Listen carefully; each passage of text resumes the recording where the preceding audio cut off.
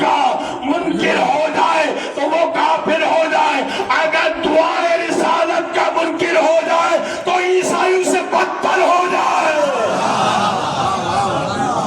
عزیزان گرامی قدر پر مولا کائنات کے بازو کو بلند کر کے فرمایا من کنت مولا فہذا علی المولا، علی کا پہلا دشمن کھڑا ہوا، علی کا پہلا دشمن کھڑا ہوا، حارث ابن نعمان پہلی کھڑا ہوا، کہا یا رسول اللہ آپ نے کہا نماز پڑھو، ہم نے نماز پڑھی، آپ نے کہا روزہ رکھو، ہم نے روزہ رکھا، آپ نے کہا زکوٰۃ دو، ہم نے زکوٰۃ دی۔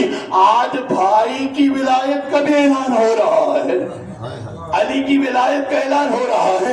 یہ بتائیے اعلان خود کر رہے ہیں یا اللہ کروا رہا ہے؟ کہا میں تو ایک لفظ بھی اپنی مرضی سے نہیں بولتا، وما ينطق عن الهوى ان هو الا وحی یوحی، میں تو ایک جملہ بھی اپنی مرضی سے نہیں بولتا۔ اللہ نے کہا ہے، علی کو میں نے نہیں اللہ نے مولا بنایا ہے۔ یہ سننا تھا، بس 2 جملے ختم۔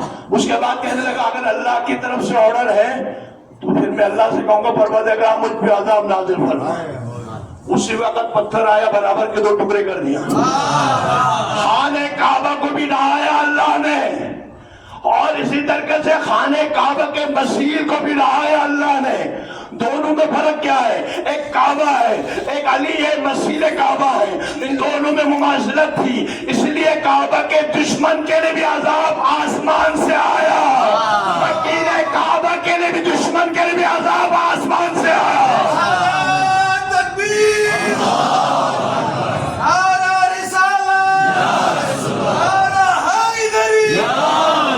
آخری جملہ، اب پوچھے کہ علی کس کس کا مولا؟ علی کس کس کا مولا؟